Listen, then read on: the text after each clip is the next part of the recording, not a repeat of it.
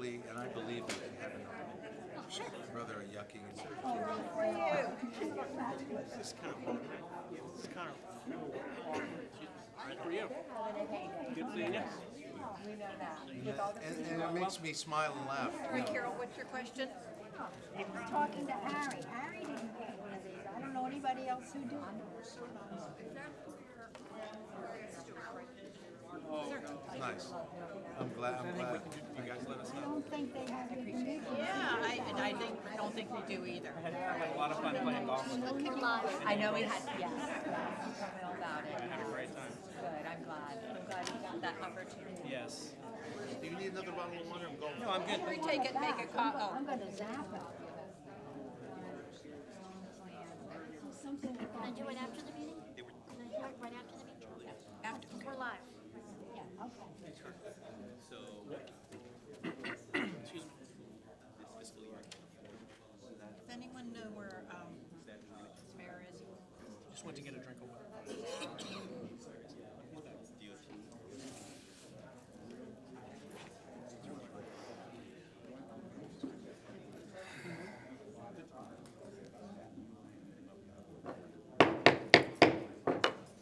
Good evening, everyone. We are calling together the meeting of our regularly scheduled City Council meeting of July 23rd, 2024.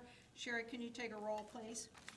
Mayor Miller, Here. Vice Mayor Pligus, Here. Commissioner Fowler, Here. Commissioner Conlos, Here. and Commissioner Dembinski is excused. Thank you. Okay, first of all, my right book here.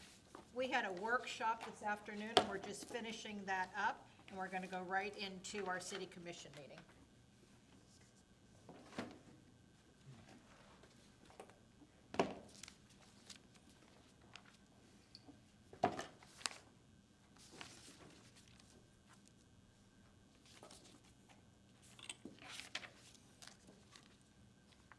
Reverend Bob?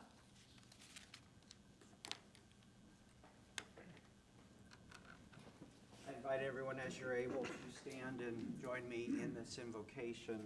I'd like to begin just with a moment of silence as we remember and honor Michael Booker's life.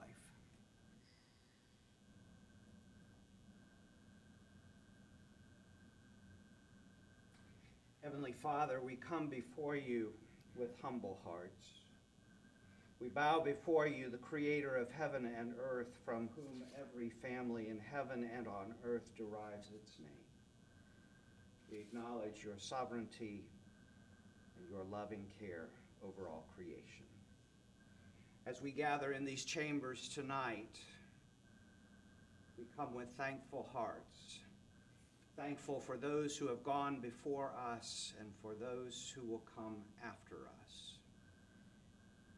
We come with thankful hearts for each and every citizen of this city that these chambers represent, and for their gifts and graces that they bring to making this a good and right place for us to live. We ask that you would be with each of the people who serve this city with their gifts and talents and their vocations.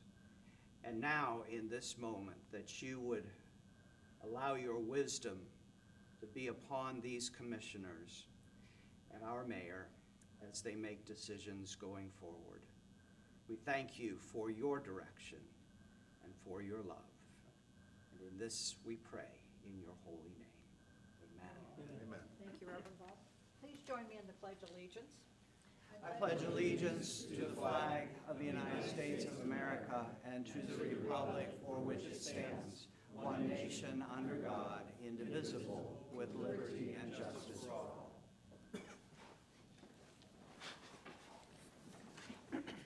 As Reverend Bob said this evening, we had something very, very sad and broke our hearts with the passing of our previous city manager. You know, looking down, seeing where he always sat. So what I'm going to do right now is read his obituary in full, but I wanted to let you know that we are going to have a celebration of life for him next Tuesday in our community center, July 30th at 11 o'clock a.m. Everyone that knew and loved Mike like we did is welcome to come.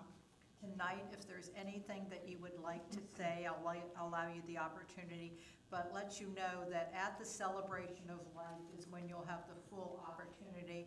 We're going to share stories from his family and friends, his co-workers, everyone, again, that knew and loved him. But reading the obituary right now, wanted to let you know, too, that not only our city, I understand that Port Orange will be doing the same thing right now, reading this obituary.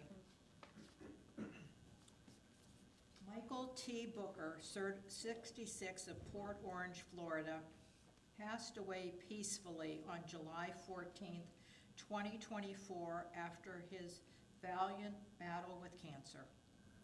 He was born on February 16th, 1958, in Cape Charles, Virginia. Mike was the son of the late Tom Booker and Nancy Williams Booker. After graduating from Cape Charles High School in 1976, Michael, also known as Mike to his family and friends, attended Salisbury State University, where he received a BS degree in history, and the University of Delaware, where he received his MS in public administration. Mike dedicated his career to local governments in several different jurisdictions over 36 years, making positive impacts through his application of successful manager, his council and commission relationship, his broad policy knowledge, and his very strong leadership. He had the utmost appreciation of all of his employees, often expressing that his success as a manager was attributed to their hard work and dedication. He started his city management journey in 1987 at the city of Milford, Delaware, and served through 1996. In 1996, he migrated south to the town of Bethany Beach, where he served as town manager of a small, tourist, popular beach community until 1999. Afterwards, he finally settled in at the city of Daytona Beach Shores, proudly serving as city manager until his retirement in 2022. So over 22 years of service he had to our community. Mike had many interests, particularly in sports, where he was an avid golfer, zealous University of Florida Gator fan, and a dedicated sideline spectator of his children's teams, even serving as soccer coach for Port Orange YMCA youth soccer. Many will remember his very big, broad smile and witty sense of humor. He enjoyed traveling, golf outings with his friends and colleagues, and playing his drums. He had a fondness for jazzy sports cars and convertibles and the simplicity of a fine cigar. In addition to loving his pets, most of all, he favored the simple pleasures of being at home and spending time with his family. In addition to his parents, Michael was preceded by his son, Anthony M. Booker. He is survived by his wife, Tracy Tanner Booker, son, Zachary T. Booker of Camp Pendleton, California, daughter, Samantha C. Booker of Jacksonville, Florida, and several stepchildren and step-grandchildren. A celebration of life will be held next Tuesday, July 30th at 11 a.m. upstairs in our community center. Please plan on joining and giving your thoughts and remembrances of Mike, and to Tracy, our sympathies go with you. We loved him as you did. Thank you for sharing him with us. At this time, is there anyone that wants to come up and say any words about Mike? I'll allow you this opportunity as well as next Tuesday. Okay, we will wait till next Tuesday. Again, come and we're just all going to join in telling stories about Mike, how we met him, what he brought into our lives. So thank you very, very much for the sympathy that you have extended to the city and especially to Tracy. Thank you. Okay, next we'll go on to the approval of minutes. So the City Commission meeting minutes from June 25th, 2024. Do I hear a motion to accept those minutes? I so move. Thank you. Second? Second. Okay. Okay, Commissioner Carter. thank you. Commissioner Carter. Is there any discussion on those minutes? Anything else that we need to discuss on those? Okay, hearing none. Sherry, can you take a roll on that, please? Yes, ma'am. Vice Mayor Politis? Yes. Commissioner Carr? Yes. Commissioner Thomas? Yes. Mayor Miller? Yes, thank you. Okay, next on our consent agenda, we have 4 items. If there is no items that we need to pull for further discussion, do I hear a motion to accept the consent agenda as is? Can I ask one question? Certainly. On the insurance policies, our finance director, was it sent out for like, not, what do they call it, an RFP or RFS or something? Yes. It was, and these were the responses, and do you have a preference on the selection you did? I think you're staying with the existing one? Yes. Okay, thank you, because I did review it. Okay, no, I'm sorry, absent that, I just had a question. Okay. Do I hear a motion to accept the consent agenda? Also move. Thank you. Second? I'll second. Thank you. Anything else? Any further discussion on any of the 4 items? Okay, if not, Sherry, can you take a roll, please, for us? Commissioner Economos? Yes. Vice Mayor Politis? Yes. Commissioner Carr? Yes. Mayor Miller? Yes, thank you. Okay, we do not have any old business this evening. We will move right on to new business. Item A is Resolution 2024-07. Attorney Waters, can you read that for us, please? Thank you, Madam Mayor. This is resolution number 2024-07. This is a resolution of the City Commission of the City of Daytona Beach Shores, Florida, relating to the Florida Department of Environmental Protection, FDEP, State Revolving Fund, adoption of the wastewater facility plan for the implementation of wastewater improvements, effective this date. Okay, thank you. Director Cruz. Thank you, Madam Mayor, Vice Mayor, Commissioners. This resolution, 2024-07, is for the adoption of the Daytona Beach Shores wastewater facility plan.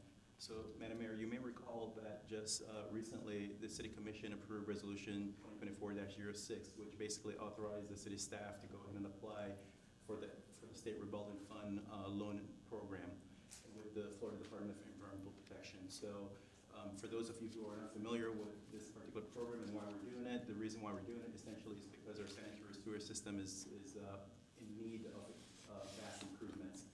And so this particular facility plan is a part of the application package that goes to the DEP. So that's the reason why we're here tonight. Staff is recommending approval. If there's any questions for me, I'll be happy to answer those. What questions do we have for our director? Wow. Okay, if there's no questions, do I hear a motion to accept Resolution 2024-07? All right, so move. Thank you. Second, please. I'll second. All right, thank you. Any further discussion? Sherry, can you take a roll on that, please? Vice Mayor Politis? Yes. Commissioner Economos? Yes. Commissioner Carr? Yes. Mayor Miller? Yes, thank you. Next, we are going to go to item B, which is Resolution 2024-11. That's an adoption of a proposed millage rate for fiscal year 2024-25. Attorney Waters, can you please read that for us in its entirety? Certainly, Madam Mayor and Commission members, and again, I will read the resolution in its entirety, and I will go fast.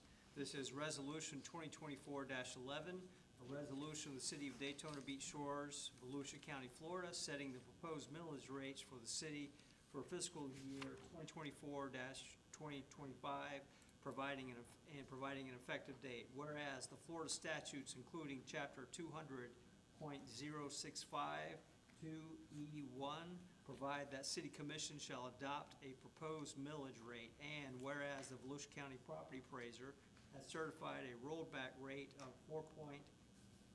$4.2175 per $1,000 of taxable value for the City of Daytona Beach Shores, now therefore be adopted by the City Commission of the City of Daytona Beach Shores, Florida. Section 1, the millage rate for the current fiscal year 2023-2024 is 4.5880 per $1,000 of taxable value for the general operating budget. Section 2, there's hereby adopted a proposed millage rate of 4.5880 per $1,000 of taxable value for the general operating budget for fiscal year 2024-2025, This proposed millage rate is increasing, is an increase of 8.78% above the rollback rate of 2.175 mils. Section 3, the date and time of the tentative millage rate hearing shall be Monday, September 9th, 2024 at 6 p.m. in the Commission Chambers located at 3000 Bellmead Drive, Daytona Beach Shores, Florida, 32118. It shall be followed immediately by the tentative budget hearing. Section 4, this resolution shall be effective immediately upon its adoption. And I believe that is the entire resolution, Madam Mayor. Thank you very much. Yes, ma'am. So please call up Resolution 2024-11 to adopt the fiscal year 2024-2025 tentative millage rate. I want you to let you know this is a public hearing. So Finance Director, can you give us a little background? So for those of you that were not able to be in attendance, we did have a workshop today, a publicly noticed workshop beginning at 3:30 p.m. that we discussed all aspects of the budget. So anything else you'd like to tell us, Director Irwin? Yes, Madam Mayor, Vice Mayor, Commissioners, Lori Irwin, Finance Director. We did just have a budget workshop to discuss the millage rate that needs to be set tonight. Otherwise, what happens is if we change it, increase over it, then the city needs to pay for that to go out to all residents versus right now, if we do, then the property appraiser puts that notice of proposal out with theirs. We did receive a calendar of events of when they'll put it out. Correct, that'll be August 24th. But during the workshop, actually, we were discussing some additional questions regarding raise amounts that we were going to actually put through. We were looking at, the city was looking at doing like $1 an hour plus merit as of October 1st, and an additional $1 in April. Now we have two different scenarios. In addition to that, one was a percentage change from the 2 to 4.89% that we had to a 2.5 to 5.25%. Was it a 2.5 or was it 2.2? 2.25. Which way did you figure? I thought I had written down 2.25. I wrote down 2.5 to Yeah, that's what I- 5.25. That's what I remembered. Yes, okay. So, you thought it was 2.5 or 2.5? 2.5 to 5.25. Is that what you're talking about? Okay, all right, but I thought I had said 2.25 to 5.25, but that's all right if everybody else remembered 2.50? Okay, all right. And in doing that configuration, the percentage, the change in dollars to the budget would be $54,900. And the second scenario was changing the dollar per hour to $1.30 per hour, but leaving the merit percentages as they are. And that has an increase of $73,000. And the discussion that we had is how valuable our employees are to us, each and every one of them too. And if you've read anything about the job market right now, it is very, very competitive. It's hard to get good service, good help. We want to make sure that our employees know that they're valued. We want them to stay with us. We want loyalty and tenure. And we're hoping that by doing this, that will show them how much that we do care about them. You can give them little perks, but you know, when it comes time to bring home money to your family, that this is probably what they're looking at. So just wanted to let every one of you know, I'm not sure who was even on the dais with me, maybe just Vice Mayor. At the early part of my tenure of being mayor, we voted on an item one time that was not on the agenda. So I made a commitment that we would never do that again. So we now have the information. Lori, would it be all right if we put this on the agenda for the meeting we have in August and vote on it at that time, since it wouldn't start until October 1st? Is that enough time? Yes, Madam Mayor, because our first hearing would be September 9th. Okay, all right. Does that work for everyone? Yes. Is that- Yes. Okay, all All right, well, thank you. Any other questions about the budget from anyone on the dais? Or I will open it up to anyone else that might have a question out in the audience, any of our residents? Okay, if seeing nothing, okay, so we're gonna open the public hearing on fiscal year 2024 to 2025 millage rates. This hearing is to establish the proposed millage rate of 4.5880 mills, which is a tax increase of 8.78 over the rolled back rate of 4.2175 mills. And this resolution also establishes the date of the tentative public hearing as September 9th, 2024 at 6:00 p.m. at City Commission Chambers, 3000 Bellmead Drive, Daytona Beach Shores, Florida, 32118. Our attorney has already read the entirety of the proposed millage rate resolution. So again, I'm now going to open this up to any public comment, to people to speak and to ask questions prior to us adopting the proposed millage rate. What questions does anyone in the audience have? And Madam Mayor, may I ask a question? And one of the things that we went over in our workshop, and on page 7, and I'll hand it over to Lori, the annual increase per, single-family home and the annual increase for condominiums.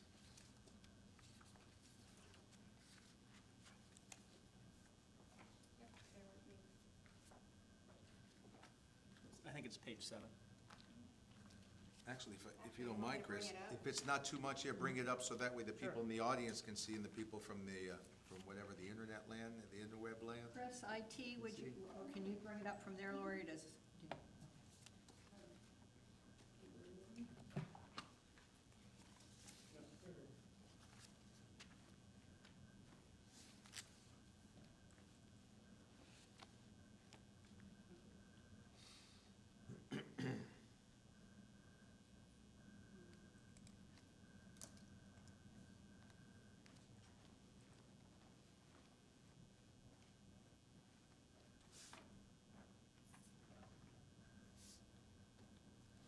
Commissioner Economos, is this the page where?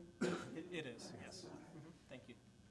For anyone in attendance here, what this shows is that for a single-family home or a condominium, what happens with staying at the rate of 4.5880 mils per thousand, there'll actually be an annual increase of, on a home that's average taxable value of $359,639 of $133.24.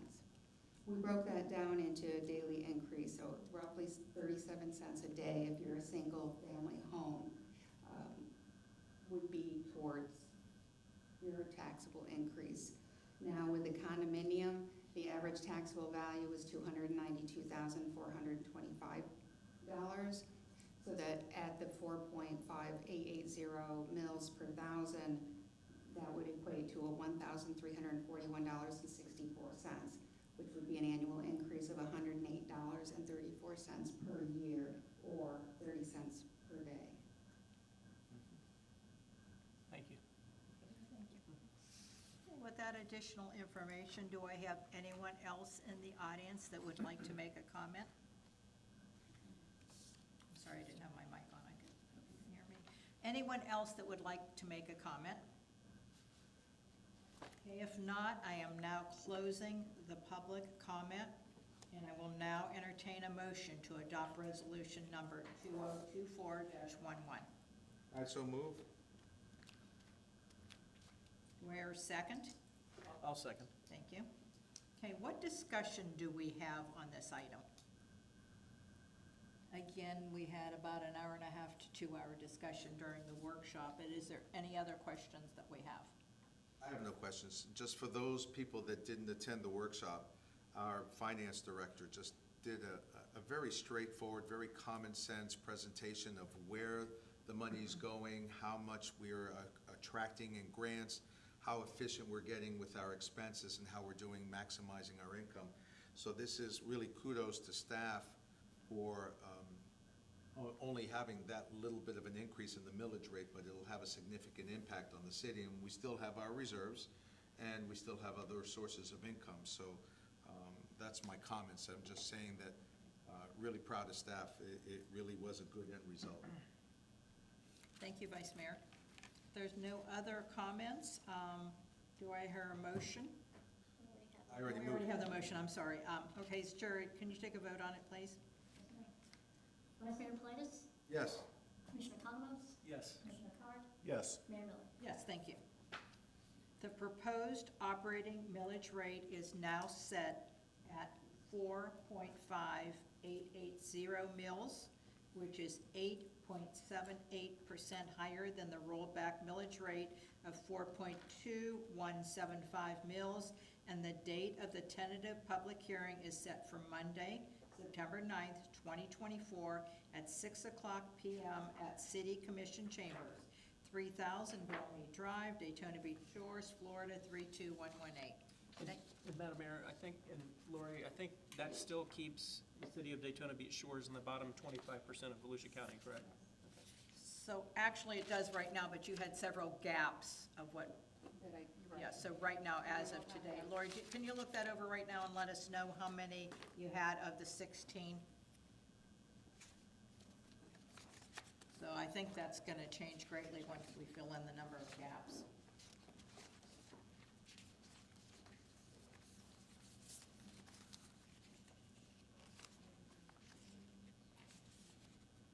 There's 5 that we did not have their proposed rate as of right now. Okay, all right. Commissioner Economos, so knowing right now, Yes. today we are, so we have what, 9 of the 16? Okay, thank you. Thank you for clarifying that. Okay, so next we are going to go on ordinance 2024-20, the service use charge liens for unpaid bills. Thank you, Madam Mayor. This is ordinance 2024-20, an ordinance of the City of Daytona Beach Shores, Volusia County, Florida, relating to sewer service, amending the Municipal Code of Ordinances, Appendix G, Land Development Code, Section 12-4.32, entitled Service Use Charge, providing for the amendment of lien for unpaid bills to be updated from 120 days to 60 days, or $2,000, whichever occurs first, to protect the city of Daytona Beach Shores from utility write-offs, providing for legislative findings and intent, providing for implementing administrative actions, providing for a savings provision, providing for codification, providing for conflicts, providing for severability, and providing for an effective date. Thank you. Yes, ma'am. Director Irwin? Madam Mayor, Vice Mayor, Commissioners, Lori Irwin, Finance Director. This ordinance is to update the service charge liens that we can put on accounts, houses for unpaid bills. The way our city is very unique, and in that we don't we don't have any water here, so we actually rely on City of Daytona Beach and City of Port Orange for water services. The other thing is we do have sewer infrastructure, but it is all processed over on the mainland by the City of Port Orange. In order for us to bill out the usage to our to our accounts, we actually rely on consumption reports, water consumption reports from the City of Daytona Beach and the City of Port Orange. Now, we receive those anywhere from 45 days to 60 days. It's like 45 days from the time that you've actually used it, because they do their billing, and then when they're done with their billing, they send it to us. So we're always at least 45 days in arrears, if not 60 by the time we actually bill at the end of the month. So if we're billing you, say, the end of this month, we're basically billing you for May to June usage. Now, in saying that, what happens is if we have any accounts that are unable to pay,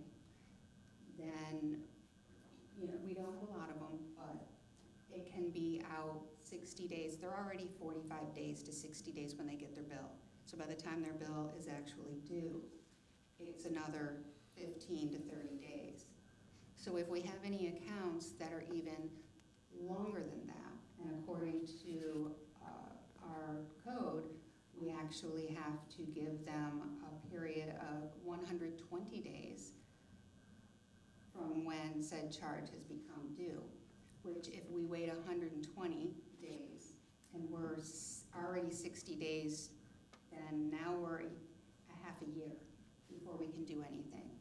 Now, some commercial accounts, that can be a lot of money. I mean, even your residential for 6 months can be a lot of money. That's why we wanted to make it 60 days and or $2,000. Because we have, actually since the hurricane, and I think some of these commercial accounts trying to fix everything that they have, their seawalls and everything, we have some slower paying accounts. And we actually have some that we would like to lien, because if they do sell, the city gets nothing. And so this was not a result of COVID, it was more because of the hurricanes, okay? That's when you first start saying it, okay. Yes, we have not had this before. It's just been recently. And so by, with your approval, if we can, if this actually passes, then what happens is it allows us to go in there at an earlier time. All right, any questions for Director of Finance? Excuse me. Okay, if not, do I hear a motion to approve 2024-20? I so move with a comment. What took you so long? That's okay. We're getting it done. Thank you. Do I hear a second? I'll second. Thank you. Anything else we need to discuss? Not, Sherry, can you take a roll on ordinance 2024-20? Just want to confirm that was Commissioner Economos? Yes. Vice Mayor Politis? Yes. Commissioner Economos? Yes. Commissioner Card? Yes. Mayor Miller? Yes, thank you. Okay, next we are going to go on to the pedestrian beach access at Sanibel condominiums, item D under new business. Director Cruz?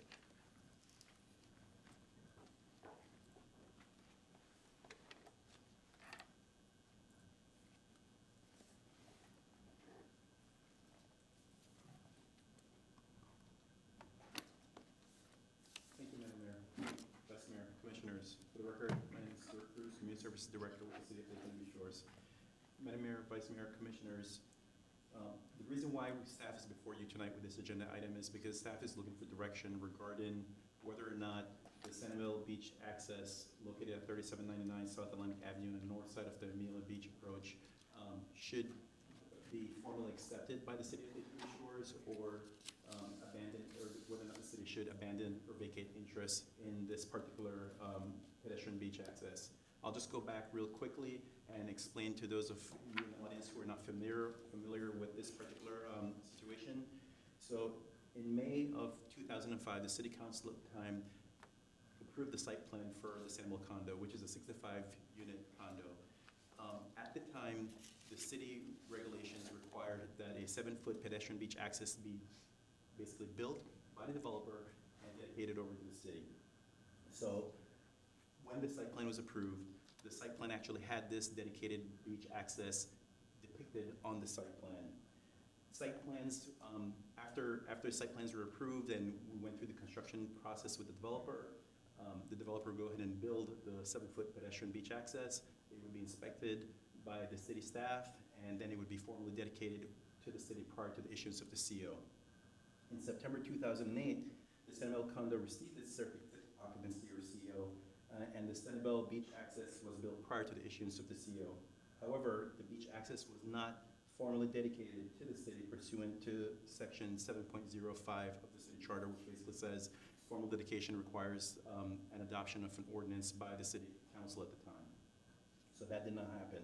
However, the city still continued to maintain, and since then the city maintained the beach access as though it was dedicated, formally dedicated over to the city. In 2022, Commissioners, I believe everyone remembers the storms that we had. Well, the coastline was severely impacted by the hurricanes, and all of the beach access that the city had was impacted in some way or the other, including the Sanibel Beach approach and the Sanibel pedestrian walkover. And essentially, the Sanibel Beach access had to be removed because of the damage that was done. Some of the upland area was also damaged and destroyed, and I'll show pictures just to give everyone an idea as to what it looks like today. So in 2023, just last year, while undergoing the FEMA reimbursement qualification process for the 2000 and 2022 hurricanes, staff discovered that we didn't have title, we didn't have ownership of this particular beach access. It was never formally dedicated to the city. And so we conferred with the city attorney's office, and we shared with them the discovery, and we also had several conversations with the Sanibel condo representatives, and essentially shared our findings with them and what staff thoughts and ideas were. However, later on in May of this year, because of the policy nature of this particular issue, we advised the Sanibel condo that we had to bring this item before the city commission to essentially establish a path forward. Essentially, staff is looking for direction as to whether or not we want to formally accept this beach access, or whether or not we want to basically abandon all interest in this particular beach access. So I'm happy to take any questions. In your staff packet, you'll see a very detailed analysis done by the condo's attorney, Robert Case, who's here with us tonight. And I believe Angel is also who's the CAM for the condo. He's also here tonight. But, and they'll be happy to give a presentation. I believe they're expecting to give a presentation. But in the meantime, if there's any questions for me as staff, I'll be happy to take those. I have a couple, Stuart. How many? I'm sorry. I'm sorry. How many units are in this condo? So there's 65 units. So this is what it looked like before the storm, Madam Mayor and Commissioners. You'll see the beach access, the concrete portion from South Atlantic Avenue down to the beach, and you'll see the ADA ramp that was there. On the south side of the beach approach, there's also a sidewalk that is owned by the county as well. Is that just a walkover, or you can drive over there? You can drive Yes, over? you Okay. can drive over. And, Great. and this is pre-storm as well. You can see on the left-hand side, you see the Sanibel Beach access, and on the right-hand side, you'll see the Volusia County Beach access, and in the middle, obviously, is the vehicular approach. Oh, Stuart, I didn't notice from the overhead, but is there there's no ramp on the other side, on the county's No, there's part? not. Okay, is there an ADA approved access near the Sanibel? Depends on what you call near, but there is one within 1,000 feet or so at the Silita del Sol property, our condo, which is, I believe, 3737 South Atlantic Avenue, which is 1,000 feet is probably like depending on how fast you walk, maybe a 5-minute walk or so. So Stuart, when you're going back to that wooden walkover, is that there at all current days? What does No, that look? it was significantly damaged, and we had to remove it for safety, and it couldn't be used. It couldn't be repaired. And so go back to that previous one. So that's their pool right there. If I'm out at the pool and I'm a resident there and I want to get onto the beach, how do I get onto the beach? So there is a walkway. You'll see, okay, actually you can't see it here, but essentially the folks who are in the pool would have to get into the condo, and I believe there's a stairs right about here. I don't think you've seen it, but there's a connection point right here, and then there's stairs that connect to their driveway here. And then they would walk through the driveway and either theoretically walk down the sidewalk, or as I was just explaining to Attorney Case today, that we were out there several times in the last 3 weeks, and we're seeing people coming through the garage and just basically walking down here. We're seeing people from the Cardinal side and South Atlantic side walking straight down the beach approach. Actually on their approach, not that sidewalk? Yes, Okay. yes. And actually, you can see right here. Okay, yeah. So I'm just a little confused. This is one of the few condos, I think, maybe from, I haven't observed them all, that do not have wooden staircases from their pool down to, do you see a lot of that? I really don't. Do you know any reason why? We don't see a lot of that. And this is a 2024 picture after the storm, and you can see that they've rebuilt. Well, actually, they didn't have a seawall, to be honest. They didn't have a seawall before. It was a dune, environment, and now they've since established a seawall with a long return wall all the way up to just where the driveway is. And so when I went out there, you could still see that the access is from the pool deck to the side of the building and then down to, there's some stairs here, and people would come out the walkway and either hit the beach access or they would hit the Vicola Beach approach. So these 68, or 65 units that are there, that's what they use? That's my understanding, yes. Do you know if they have any plans to put a staircase leading off their pool, like the majority of other? I cannot speak to that. Okay. Did I understand in conversations I had with you previously, and if you can explain it to me again, about there's a little bit of a section, they did their seawall, but there's still something that's vulnerable? Can you tell me how big that vulnerability is? Correct. So this is a recent picture. I think I took it maybe a couple of weeks ago.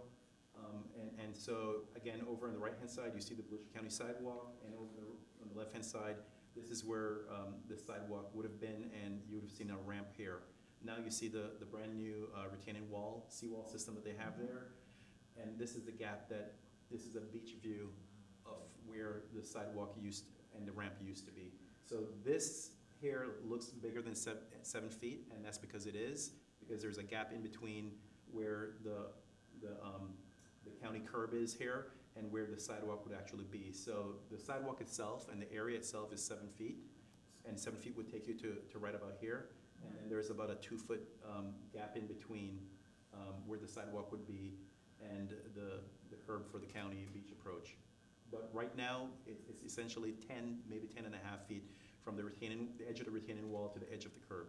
And one last question, unless somebody else has something else, before I call their attorney or whoever's going to give us a presentation.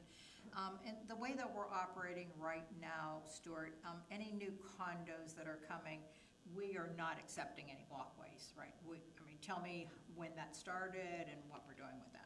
So right now, the way the code reads is the developer has the option to either build a walkway and dedicate it for the public benefit, but it would be done through an easement, and we would not retain or obtain a bill of sale for the wooden component.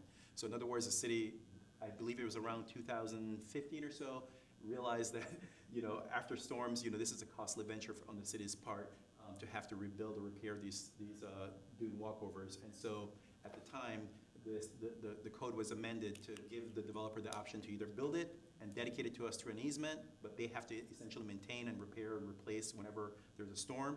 Or if there is an existing beach access within 1,000 feet, the developer has the option to not build the public beach access and instead give the money in lieu that would have cost the developer to essentially build the dune, the walkover and the sidewalk, and dedicate it to the city, and the city would put it in its maintenance fund for all the future repairs for dune walkovers and whatnot. So i.e. similar to what we discussed with Valor? Exactly. Thank you. What other questions do we have? Madam Mayor, through the floor to Stuart. So the interesting thing, now we make it either a developer can pay one time a fee and be done with it, or incur the expense to install it and then have the obligation to maintain it and the exposure to repair or replace it at each storm. So what has been your discussions with the Sanibel people? Are they inclined to go ahead and install this sidewalk and continue to maintain it and repair it and be vulnerable for it since they still currently own it? So I don't want to speak for the Sanibel condo, but my recollection of the conversations we've had with them, and just recently before the meeting with Attorney Case, is best case scenario for them would be for the city to take it over, if I understand that correctly.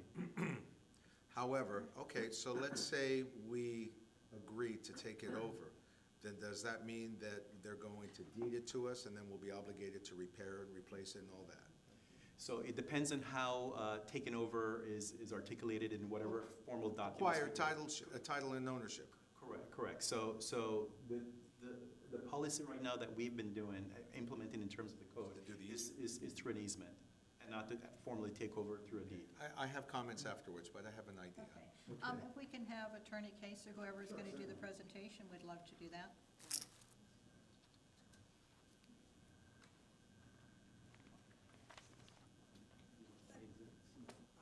Do they have what I had presented? Yes, they do. Or you show me how to get up and down? Thanks, sir. Madam Mayor, Mr. Vice Mayor, Commissioners, thank you for letting me appear today. I appreciate it. So I represent the 65 condo owners, and I understand that these issues come about because of a dedication. To your question, the dedication, and I think I had sent over to you all packages, hopefully you had an opportunity to read it. Try not to be too wordy on what the issue was, but the issue is not really titled. It's under the law. It doesn't seem to be a deeding issue. It's more of, like Stuart was just saying, an easement issue where there is absolutely no question. There was not a formal dedication of this.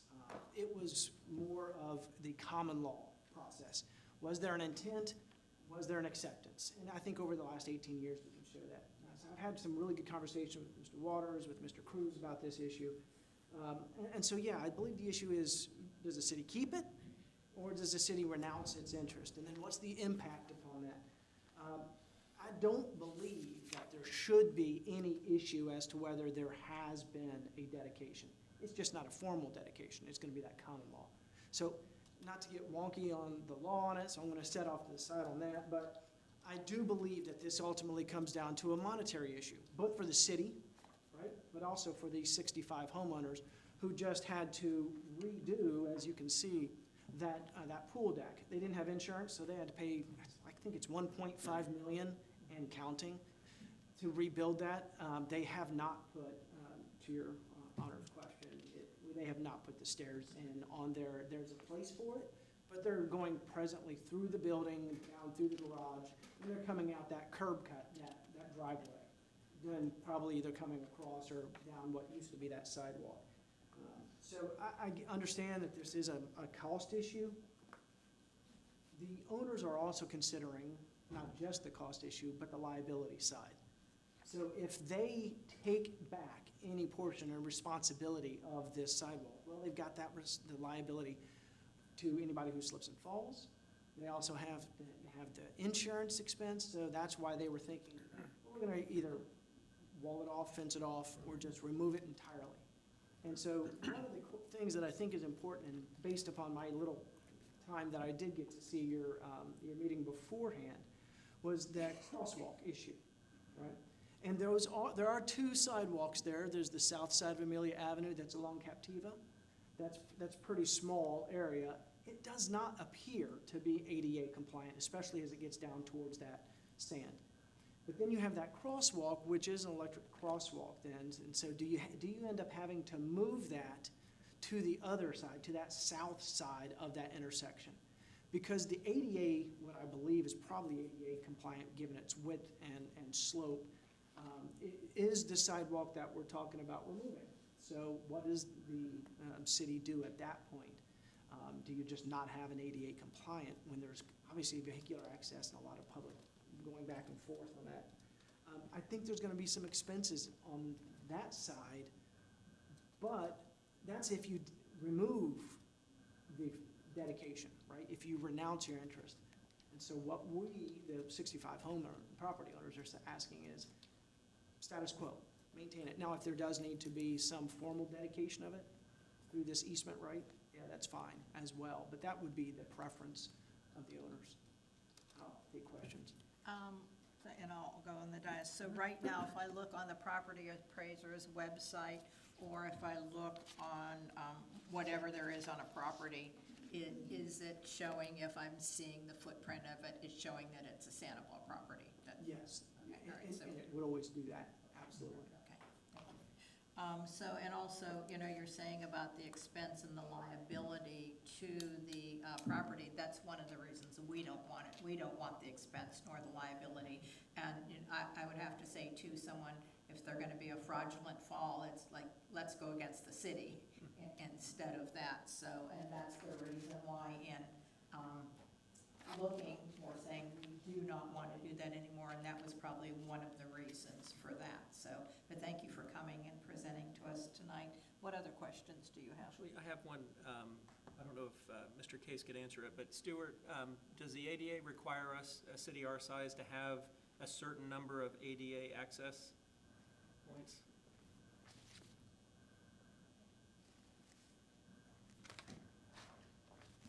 Commissioner, I do not have an answer to that. What I have been advised from the city's attorney's office, and Attorney Waters can always chime in, is that if we had an ADA access that the city actually owned, and it was destroyed, we have to put it back.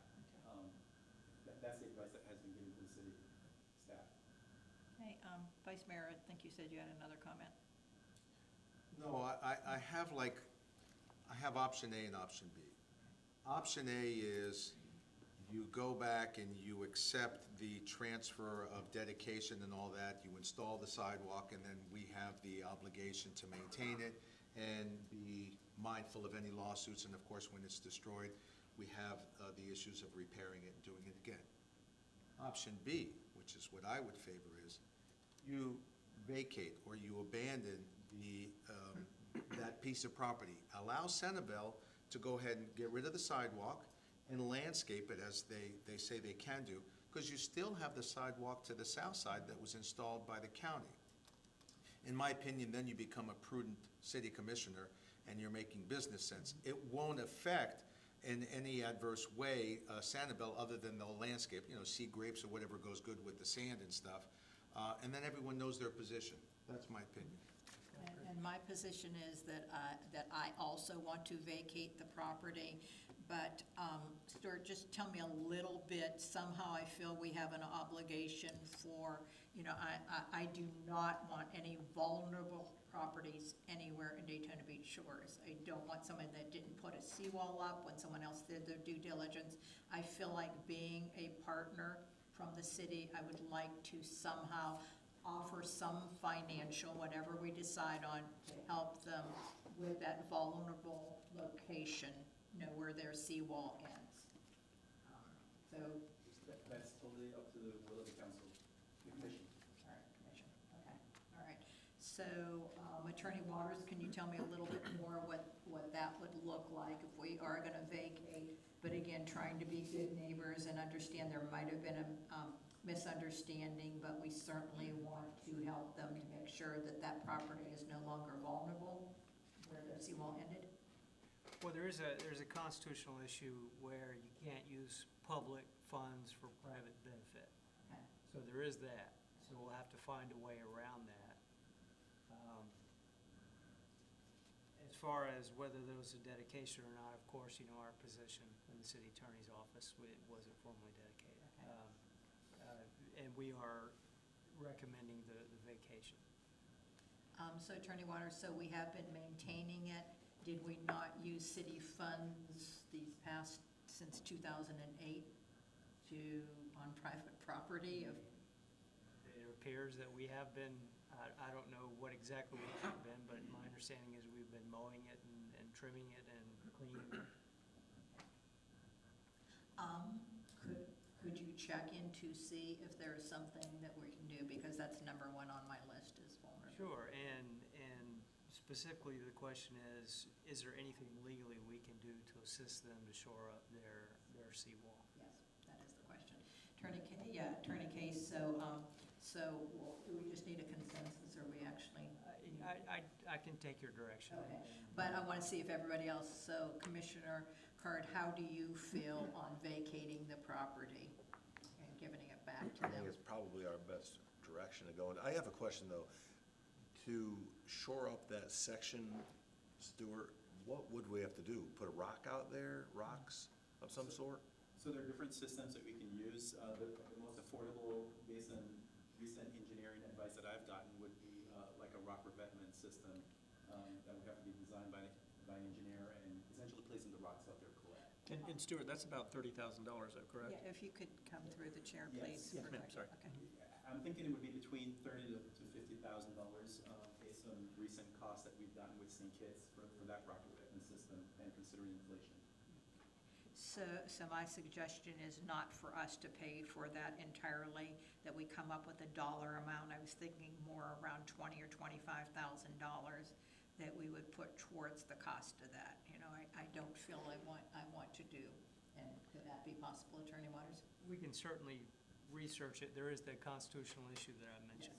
Yes. Okay. We have to find a way around that. That too. Madam Mayor, through the chair, could I trouble someone to put back the most recent photograph of that? Okay, so if you look on the left-hand side where it says Sanibel Beach Access, this is what we're looking to do. And I think if you go to the photograph next, after this, No, okay, yeah, that one. Okay, so you're looking at that strip of property. Now, what vulnerability are you speaking of? Because all that is that new seawall construction, which seems to be what everyone has been using. So what are we talking about the vulnerability? I don't see any vulnerability. Can you find the picture that would show? So this picture right here shows that there's a gap in between the vehicular beach approach and the return wall for the seawall there. And it's my understanding from, Any way you can go, we don't there's have a potential- point or there's a anything. we potential can't- for water to go up there and then go through the backside of the Ah, okay. And that's where Commissioner Card and you were talking back and forth about putting a rock revetment there Correct. to stop that or slow it down. Correct. Okay. And that also will stop people from going through it and stuff and then using the south side, which is consistent with Sanibel's intent. Okay, now I'm clear. Okay, great. So are we all in agreement right now that we do want to vacate the property and that Attorney Waters will check for us to see if there's anything financially that we would be able to do? And I don't feel, I'm just playing on words, I don't feel like we're really helping private property. I feel like we're doing a contiguous on Daytona Beach shores with seawalls, that we want no vulnerable spots in all of Daytona Beach shores. So true. Madam Mayor, But it's a play on words. That is true. We would have to find the public benefit. Madam Mayor? May I ask a question? I would be for that, but if we are legally able to help financially, then I would want to make sure, obviously, the city is held harmless thereafter, so no further liability, anything like that. Good point, thank you, good point. And then- Madam Mayor, last point? Yes. And I too would like to have the ability to allow Attorney Waters and Attorney Case to speak about the pros and work out the logistics and then report back to us with a proposal that benefits the city as well as the owners of the Sanibel condo. Okay. Can we also put a cap on that amount? I was looking at $20,000 or $25,000, if we can even do it. Do you have any other figure in mind? Does that, about 50% of what it's probably gonna cost? I mean, Madam Mayor, we can say 50% or cap it at a certain amount, so. Yes, I'd prefer the cap. All right. Mark, I could tell you have another question, go Yeah, ahead. I was wondering about, why is the city liable if we've been taking care of this property all this time and it's not really our property? Then why would we be giving any kind of allowance towards that? I mean, we don't wanna, it's not their fault that we've been taking care of it, but why would we be on the hook, meaning the city? So probably when you look at this, maybe both parties were, there was a dedication that we as a city never went through, finalized. So again, just because in the interest of being fair and trying to be a good neighbor, and again, they've put whatever in their seawall too, just to say we understand everything that you're going through. This is a very gray thing, like we're never gonna go the Shore one and pay for part of theirs, no, but just the circumstances behind what happened here, it could have gone either way. We could have taken the whole property, which we're not gonna do, so I'd like to do something if we can. Madam Mayor? Okay, yes. And I think their argument is it was dedicated via common law. So it wasn't necessarily a formal dedication, but because the allegations are the city took care of this and maintained it, that's a common law dedication. So their argument is, yes, it is The dedicated. appearance, yes. So, Madam Mayor? Certainly. Thank you. I believe the stretch that we're talking about, and I don't know that I can actually highlight this, you can see where the pointer is, where that van is coming out. Yeah. Out to the sand. I measured that at around 52 feet. That's what we're talking about. And from what I understand, somebody from the city had recently come out and actually removed part of the sidewalk and part of a stem wall that had been there. And when I'm saying recently, within the last few weeks. So there had actually been some concrete that was recently removed that left now that sandy area. The stretch that I believe the dedication though is also from the west side of that curb cut all the way up to Atlantic Avenue, that we're talking about this entire sidewalk area that Sanibel would be closing off.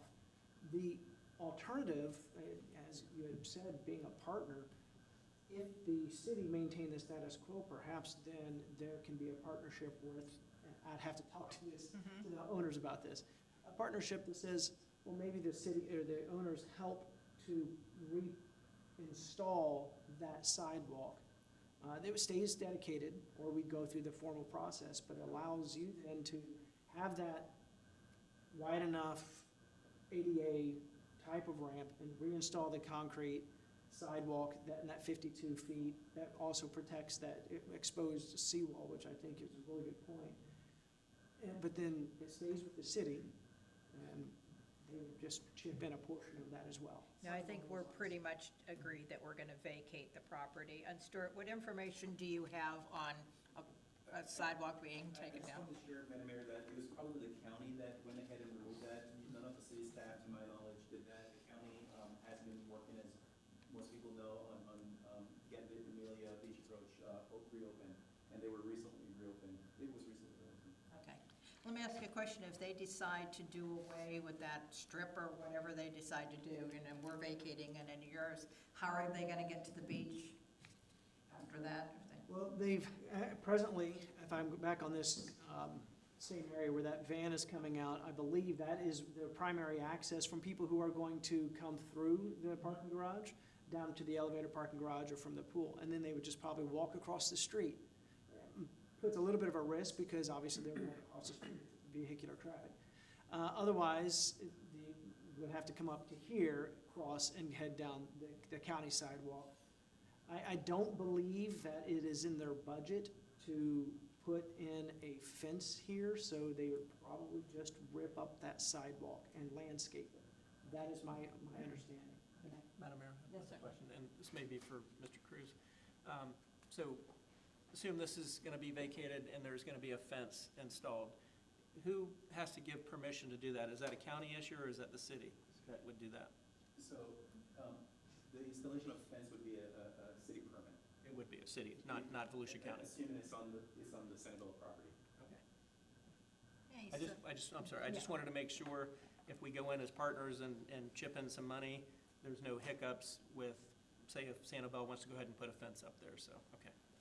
Yes, sir. Okay, so I think we're in agreement that we do want to vacate the property, that Attorney Waters will check. I'd like to set a figure. I'm open to 20 or 25,000. Mark, it seems like he didn't want to, so you closer to the 20? Oh, I don't No, want to speak to you, I okay? just had questions a Okay. little more, so and I understand. I don't think they've done anything. I think it's kind of, as I talked to Kurt about it, I think there's, both sides had a little bit of Right, culpability. and that's in it. why, that's why I want to like meet them partway. Okay, so if we could do a proposal, then we cap it at $25,000. That would be the highest that we would be able to contribute. Again, is everyone, Vice Mayor, are you all right with that? Yes. And again, I want to let the attorneys work out the logistics, so that way we're protected, not being exposed to any lawsuits, and the Sanibel people are also protected. Thank you. Attorney Waters, to Commissioner Conabas's point too, we, want no, after we would pay this amount, we would want no further liability, whichever. Of course, we would have a formal written agreement to present to the Okay. Commissioner Conabas, anything else? No, ma'am. Okay, all right, I think that is it. Do we need a vote, though? I think you said just a Motions? No? Consensus. Did you say no, just a consensus, or do we need a motion and a vote? I think it'd probably be appropriate to do a motion. Okay, all right, would you like to do the motion on what we just said? I will. I Okay. will move that we vacate the property adjacent to Sanibel, and with direction to the city attorney to see if there's some way we can partner with them to provide a maximum of $25,000. Okay, we have a motion. Do we have a second? I so second. Okay. All right, let's give it to Commissioner Card this time. Okay, any other discussion or any other questions? Hearing none, Sherry, can you take a vote on this, please? Commissioner Conlon? Yes. Commissioner Card? Yes. Vice Mayor Platis? Yes. Mayor Miller? Yes, thank you. All righty, well, thank you so much. Thank you, very much Attorney for your Case, time. we appreciate it, it was nice meeting you. I appreciate your comments. I'll work with you. Thank you, sir. Thank you. Thanks. Attorney Waters, do you have anything for us this evening? Nothing to report, Madam Mayor. Thank you. City Manager, anything for us this evening? A couple of things. Good evening, Madam Mayor, Vice Mayor, Commissioners. First thing I'd like to say is, we talked a little bit about Mike Booker. in his celebration of life, and I just want to publicly say, I'm going to miss Mike. He was a mentor and a good friend, and we continued over the last 2 years since he retired to meet regularly for lunch and just catch up on our families. We talked many a day in the orange chairs on the 3rd floor about family. That was a common bond between us, so without choking up any further, I'm just going to say I'm going to miss the man. Thank you. We've talked about it before, but the Hurricane Recovery and Reimbursement Grant was extended as of July 1 to be from $300,000 to $600,000. I see one familiar face that's, I know has already applied for the additional $300,000. So to our folks that are listening, if you haven't applied, apply. There's an additional $300,000 that you can get. If you spent $1.2 million, we just heard a seawall of $1.5 million, they would be eligible for an additional $300,000. In addition to that, the state put out a program that was supposed to be effective July 1, but they had to wait for July 1 to get the funding to hire the third party that's going to administer a program called My Safe Florida Condo Pilot Program. And that is not for individual condo unit owners, but for condos as a whole for hardening projects. Now, I don't know all the details because they haven't issued the program yet, but there is a, you just search My Safe Florida Condo Pilot Program. That's the website. It will pop up, and it's under the My Safe Florida Home program. But that is going to be, they're funding it with $30 million, and that will be available, as I said, for hardening projects as soon as they develop the program and hire the third party. The other thing, September 9th is our commission meeting, and I just want to reiterate, that's a Monday night. We always do meetings on Tuesday, but that's the one a year where we changed to Monday night. And last thing, I'd like to say thank you to the commission for, during the workshop, you discussed a salary adjustment, and you also, going through the performance evaluations that we talked about changing that form, there were a lot of kind words said about me, and I appreciate those words, and I appreciate the salary adjustment, and really enjoy what I do, and I enjoy working with all of you, and I look forward to continued success in that with all of you. Thank you. Appreciate you. Thank you. You know, again, we discussed a salary adjustment. As I stated before, we will not vote on anything unless it's on an agenda. So we will be putting that on the agenda for the second, well, it's actually the only meeting we're having in August. Is that, Sharon, can you get me the date on that meeting? Or, sorry, August 29, I think it's. yeah, it's 20, well, 27th. 27th, okay. August 27th will be our meeting. I want to piggyback what our city manager said on the HRR. You know I have our best interest in the heart of this city when it comes to that HRR. Kurt and I work tirelessly. We've gotten all the contacts we can at the DEP. We have a person that's probably sick of hearing from us, but we reach out to him. So I have to say, we get the information on this HRR before anyone else does too, because we're constantly checking on it. How much has Volusia County gotten? How much has Daytona Beach Shores? Who in the Shores hasn't applied? And we will continue to do that. That money is out there, and I want to make sure every condo that's eligible will get it. So again, the city manager used the example of 1.2 million. You know, the condo that we are in spent $900,000. So what that means is that they already got their first $300,000, but they should be eligible if you have a DEP permit and you have the receipts to get another $150,000. So that's the way that that works. Madam Mayor, can I just add one thing? Because Sure. we had a question from a citizen this past week. Is that the one I sent you or someone? Yes, the one you sent me about the sand placement. So there is language in there about sand placement where they'll pay 100% of that. And when we talked to the DEP folks, it's for sand placed in front of your seawall, not the fill behind the seawall. Where most So of it'll be on the east side. on the east side of the seawall. So any dune, it's basically dune restoration that would have been done. So if a condo did spend on that, is 100% reimbursable. What about, we might have someone from the 31 homes that we have in between Frank Rendon and St. Kit. What about that sand there? Good question. I would say apply, and worst case, you get turned down, but it's sand, direct placement to the beach, so I would assume that some of that would be covered. I don't know if I know anyone in that stretch of the 31 homes or not, but in case you know of anyone that is, please check on that. Yeah, do you want to come up? Do you have a question here?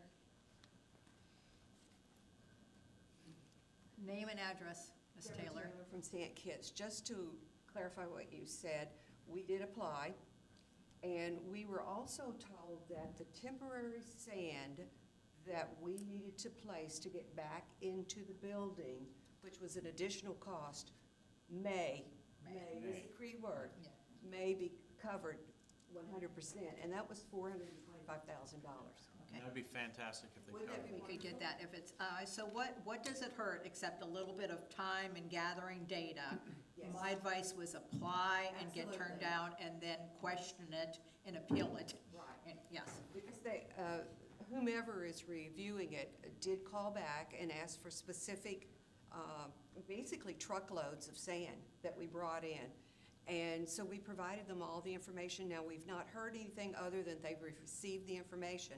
But that temporary, just to get back in the building, may very well be qualified. great. Thank you so much for that.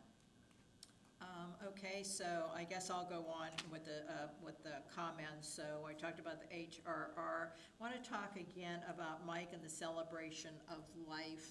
For the past, probably ever since I've been mayor, Mike was mentoring our city manager that we have now, just hand by hand meetings. And so, we have Mike to thank for the staff that he created. When you think about it, we had several openings. We had our finance director, we had our director of community services, we had Nancy Maddox, who's our community fair director. These were all people, our Keith Fowler here, all people that we did not get from the outside. These were hires of Mike Booker that we did not miss a beat in replacing all of these positions. We had our city clerk that worked with Mike for the whole 22 years he was there. So we didn't miss a beat when he left. He put all of these key people in place for us to run smoothly, which we certainly are. So again, and again, we have a lot to thank Mike for. And I'm hoping we can do that again on Tuesday. I'm looking forward to seeing you all there. I wanted to tell you we're having a concert on the 26th, which is Friday, 6:30, 8:30. And tell them who it is, my favorite, well, maybe Saxman. It might be tied with Saxman, but tell them about who we're going to have. We're having Tennyson O'Mealy. Okay, great. If you've never heard him, he's fantastic, so I'm hoping you all come out. Thank you. And then the last thing is we will not be meeting again. Remember, we have a primary on August 20th. As we talked about before, you're going to see unique to Daytona Beach Shores. We're asking not to do away with term limits. We're asking to increase the term limits from 2 terms to 3. So follow your heart, do some investigation to see what is best for our city. Again, even if we approve this, it will still be the strictest term limits that we have anywhere in Volusia County. So again, just follow your heart on that. And I believe that's all I have for today, so. Madam Mayor, you want to talk about the mental health thing on Friday? Oh, yes, I do. Yes, I do. Oh, yes. As you know, I'm the president-elect of Florida League of Mayors. So right now, our current president, who is Mayor Scott Brook from Coral Springs, he has it on his heart for mental health issues. He'll be the first one to share his story that his mother unfortunately committed suicide. And what we talk about at these mental health things is we want to get to the people that need help while there's still hope. If you're still breathing, there's still hope. So we're going to have someone come from Jacksonville Beach to come and talk to us, our own SMA, and then also veterans. So this will be the last meeting. Mayor Brook will be here coming up. I twisted his arm to come to this meeting. And this one will be open to the public. So please come, it's at 11 o'clock this coming Friday, July 26th, in the community center. Not really allowed to say light refreshments or anything about refreshments, but we might just have refreshments if you come too. So that brings out the crowds in the Shores. But anyway, please come. It's, just a wonderful group. And what impressed me the most is when I talked to them was, it saddened me really, the amount of mental health issues that are getting from the younger and younger and younger teenagers. And this is just showing you, A, there's hope, and B, where to go. That seems to be one of the biggest issues. Okay, I recognize there's a problem, but where do I give my loved ones? Where do I go to help them? And this will give you some resources, so please come on Friday. Thank you so much, City Manager. I know Nancy's been helping me so much planning the event. Appreciate it. Anything else I forgot? Not that I can. Okay, all right. It might come up. Commissioner Card? The only thing I would say is about Mike Booker. I didn't know Mike Booker that well, but he was very kind to me, and I know that I've never heard a unkind word about him. So I think he'll be dearly missed in our city. Thank you so much. Commissioner Conmess? Yes, ma'am. On behalf of my wife and I would like to send our condolences to Mike Booker's family. He was a great guy. He was a valuable asset to our city, and I'm fortunate that I was able to get to play golf with him in April. And he's just a terrific person, and he's going to be sorely missed. Next thing is directed to Chief Fowler. My wife and I were having an early dinner at Riley's Coney House a week and a half, 2 weeks ago. And a van or a truck lost hundreds of newspaper advertisements all over A1A. And so, and this actually goes to Kurt a little bit too. So the first person I thought to call was Kurt, who was actually on vacation out of state, but without missing a beat, he called Chief Fowler, I think. And the first officer that arrived was Officer Jackson. And I got to tell you, I mean, I know he's an incredible public safety officer, but he is an outstanding community representative. So we helped him. There were some people, citizens, and a family vacationing, helped pick up all those papers, and nobody was in harm's way. After we were done, my wife and I went back into Riley's and finished our meal. And Officer Jackson came in and he gave a gift to each of the family members that helped. They were visiting from Georgia. And I'm so impressed with him. He's an amazing guy. So extend our appreciation to him, and as well as all of your public safety officers. I certainly will. He's a treasure. He is. Every time I talk to him, he's only with us part-time, correct? Every time I talk to him, I said, you want more hours? You want to come? No, no, Mayor. But everything you said, he's a fantastic human being. Yes, amazing. We're very lucky to have him. And thank you, Kurt, for letting me disrupt your vacation and without missing a beat. So I apologize for doing that. The last thing is, may I ask a question about something that came up earlier? Yeah. And I know we discussed this when we discussed the development for Valor and the other properties, but it just came up again that if those developers do not choose to maintain that, they can pay, what's the amount of money that they can pay not to do that, that goes into the? Negotiable. It's negotiable. Usually it's the cost of what it would have costed them to build it. Okay. Unless through the development agreement process, it tends to be something different. Okay. Because I don't recall what it was in those agreements, I but, believe it was it 30,000?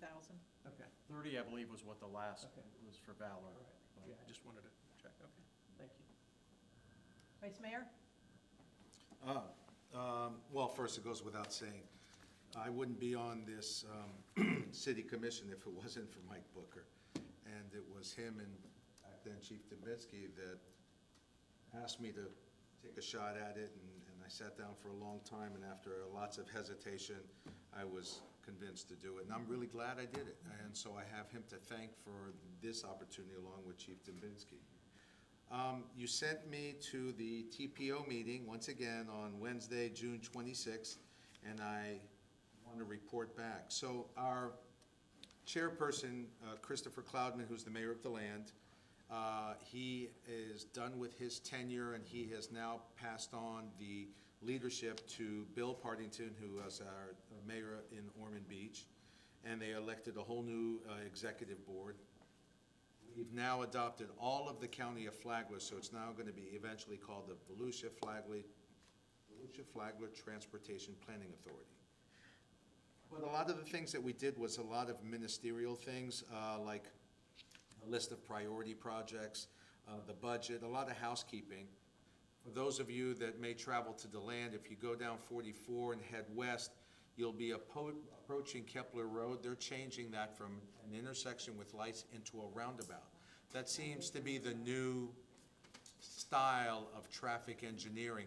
It takes a long time for us Americans to learn how to use that, but it is predominantly the intersection cure in Europe. So that will be coming. And if you go on International Speedway Boulevard at or near Peninsula on the mainland side, you'll see there's a lot of construction. They're installing new sidewalks, landscaping, lighting, signage, intersection lights. That project should be done sometime, according to the DOT people, in the late fall, maybe around Christmas time. And they say it's supposed to enhance the beauty of the corridor coming in. Of course, A1A and International Speedway is closed because they're redoing that entire beach approach in anticipation of the season in 2025. And other than that, you know, we had a great workshop. We got through a lot of things, and, you know, a lot of great questions, a lot of information from staff. And, you know, for me, it's an honor to sit next to the city manager. I enjoyed Booker here for a whole bunch of years. And now I've got Kurt, and I don't want to move. I want to stay here. Well, I was just gonna change seats around. No, please don't. If there's nothing else, we have one audience comment, and that Tracy, if you want to come up, representing. And please just state your name and who you're representing. Absolutely. Good evening. My name is Tracy Keller. I am a board member and ambassador for the Port Orange, South Daytona, and Daytona Beach Shores Chamber. On behalf of the board of directors, we really, truly appreciate all the support we get from Daytona Beach Shores and their businesses. We have a lot of events coming up. We've got a new member reception that seems to be growing and growing. That's tomorrow morning at the Riverside Pavilion. We've got Coffee and Connection, always the last Thursday of the month at Copperline Coffee. I think the easiest way to see all of our events is to go to pschamber.com.